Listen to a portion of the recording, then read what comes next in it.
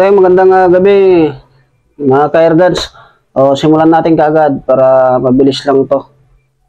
I-review lang natin tong tactical. Ito yung tactical natin na local made. Lahat to, local made to. Gawa namin lahat to. Walang import. So, pag-usapan natin.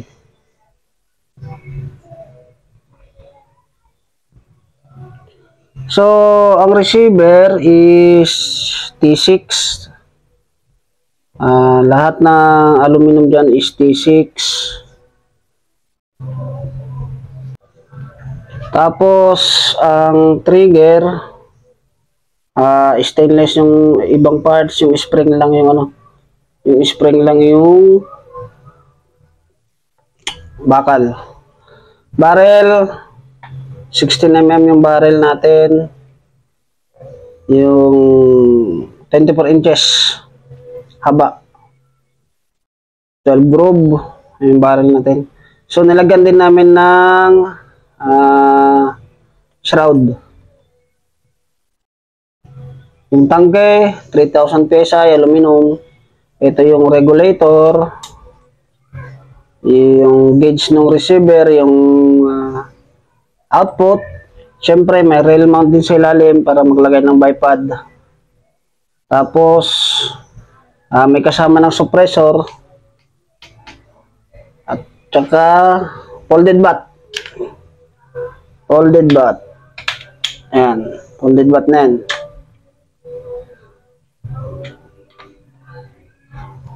Retractable.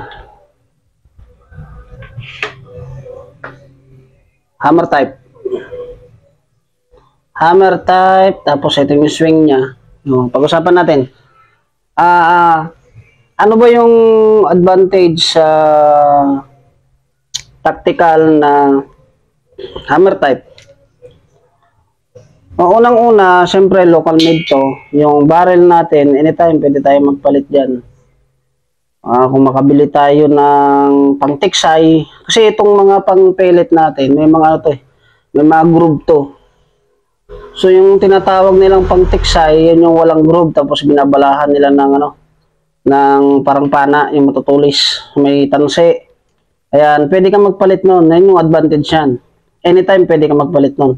Pag naghahunting ka, may dala-dala kang barrel na pang tiksay mo, na hindi magagalaw tong scope. Kasi tong scope mo, nakasirod na yan, yung barrel mo, pwede mo siyang palitin kasi may mga tornilyo. Dito yung sa side lang yung tornilyo niyan. So, pwede mo tanggalin yan, anytime yan. Pag nag-swing type ka, swing ka, ayan. Ayan. Makikita mo na kagad, matatanggal mo yan. Hilain mo lang yan, tanggalin mo lang itong anim yan, magkabilaan. Magkabilaan yung tornilyo na yan, anim. So yun advantage mo, makakapag-palit ka agad ng barrel. Pag gusto mong gumamit ng pellet, palit ka ulit ng barrel na may groove. Kasi hindi mo na pwedeng gamitin to, yung may groove na to sa pang tiksay. Kasi masisira yung groove nito. So yan yung isang advantage niya. Pangalawang advantage niya, pag nagsisirod kayo, masisilip po na kagad yung butas dito. Yung barrel, yan. So makakatipid ka kung halimbawa malayo yung ang distance mo, malayo yung ang tawag nito, malayo pa mga 2 inches pa yung agwat ng scope mo sa barrel, pwede mo na silipin mo rito, igatong mo to, o kaya kahit ganito lang na hindi siya gumagalaw, silipin mo yung butas ng barrel, tapos silipin mo yung scope kung ano yung distance mo, halimbawa 50 meters. So, ilagay mo yung target doon kung ano saan tumama yung barrel mo. Tapos yung scope, pagtapatin mo lang, doon ka na mag-adjust. Makakatipid ka na ng pellet doon. Yun yung isang advantage mo doon sa pagkakaroon ng hammer type. Pangatlo, syempre, practical. Mas mura to. Tsaka anytime, pwede kang makabili ng materialis, hindi matatagalan.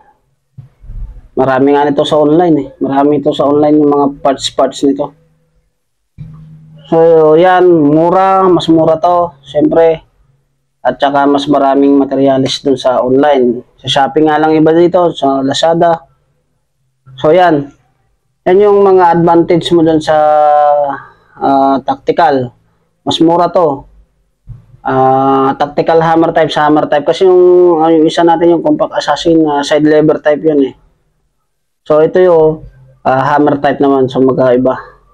So siyempre ito, wala siyang magazine. Swing type siya. Pag swinging mo siya, ganyan yung itsura niyan. Ready to fire na yan. Cock mo lang. Cock. So ready to fire na yan. Push the trigger. Ganun. So pag bala, swing mo lang. Lagay ng bala dito. Manual. Tapos balik. Tapos cock. And push the trigger. So napakadaling i-operate lang. Ganun lang ang kanyan. O operation ng hammer type na. Ganyan. At saka, ang ano nito, sa hammer type, kahit wala ng plenum yan. Kasi sa side lever, kailangan mo siya ng plenum kasi nandito yung exit niya sa gitna eh. Parang, mamaya pakita ko sa Pantera. Kahit hindi na, ito na lang. So, kahit hindi wala na itong plenum. Kasi ang nagsilbing plenum ito, yung butas dito, may butas yan eh. Papunta rito, hanggang dito, tapos tumagos doon. Ito naging ano niya, plenum niya. Ito, yan, papunta rito. Kuha nyo, na gets nyo yung gusto kong sabihin. So kahit wala siyang plenum, mas malakas na to. Malakas na yan, kahit hindi ka maglagay ng plenum, kahit regulator lang yung lagay mo, para lang ma-regulate yung hangin niya. Pero, yung power nito, okay na to, kahit di ka na maglagay ng plenum. Kaya yung minsan yung iba, tinatanong nila kung gaano kahaba, sir, gaano kahaba sa yung receiver mo, pag hammer type. Pero pagka side lever, kahit di mo na tanongin yung haba ng receiver nun eh, basta may plenum ka naman dito, okay na yun. Yun yung kaibahan ng side lever at saka sa hammer type. Yun yung isang kaibahan nila. Sa side lever kasi, kailangan mo maglagay ng plenum dito. May plenum ka rito. Ito muna ang regulator, tapos plenum, tapos kasi dito yung exit ng barrel niya. Sa gitna. Ganun lang yan. So, kailangan mo pahabain. So, yung plenum kasi napag-usapan na natin yan, mga nakarang video pa, ipunin niya muna yung hangin bago niya labas. Kaya lumalakas yung power bago mag-exit sa barrel. Sa hammer type, sa kaso ng hammer type, andito na yung plenum niyan. So mahaba muna yung tinakbo niya magmula rito bago niya i-release. Kasi ito yung release niya, nakikita niyo. Ayan o. Ayan. Ito yung exit. Ayan. So hindi mo na kailangan maglagay ng plenum. Ayan, itong ganitong klaseng airgun. Sa presyo, ang price nito is 32. May anodize na to, naka-anodize yan. Anodize, kasama na yung suppressor. Mas practical itong bilhin, at saka kung pang hunting, pang regalo, pwede to. Yan. At saka anytime, pwede tayong makakuha ng materialis yan. Receiver. Yung wood stock, mas mura na naman yung wood stock nito, 29. May wood stock na ito, ilalagay ko na lang sa screen. Yung wood stock nito is 29,000. Itong hammer type na tactical is 32,000 kasama na yung suppressor nito. 22, caliber 22. 20mm na yung rail mount niyan. Yung rail, 20mm. May rail din dito na 20mm po, lagayan ng bipod. So, optional nyo na lang kung maglalagay kayo ng mga scope. Bigay ko na rin tong presyo, tong scope. 3 to. Yan. Ganda na yan. Ilang yards to?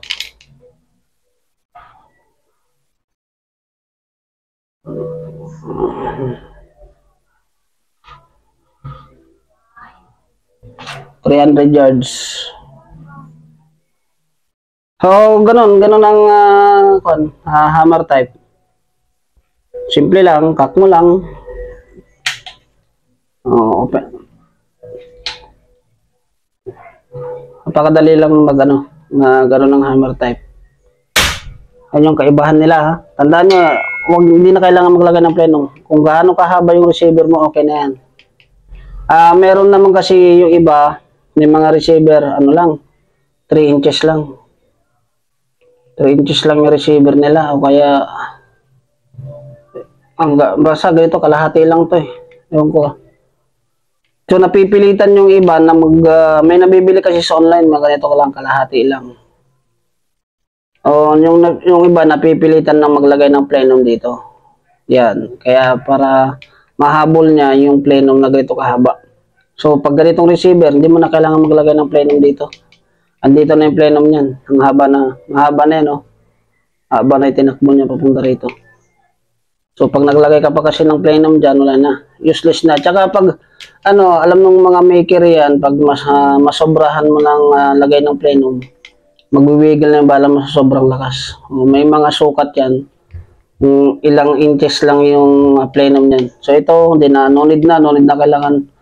Hindi na kailangan maglagay ng plenum. Andito na yung plenum niyan. Yan yung nagsilbing plenum niya.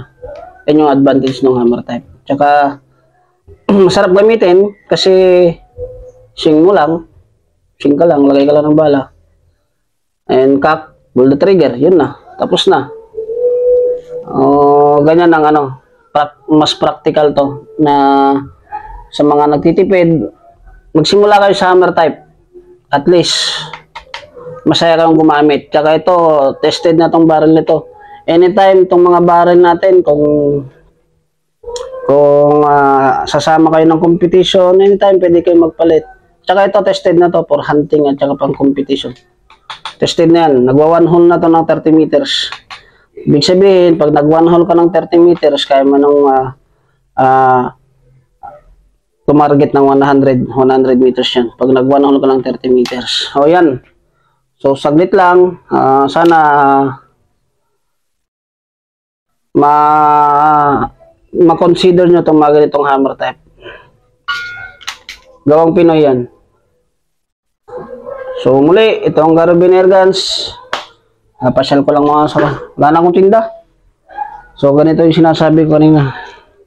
Naglagay ng plenum dito para mahabol yung kasi dito yung exit niya. Ayan. Di katulad nung hammer type. Mahaba. So, yun lang.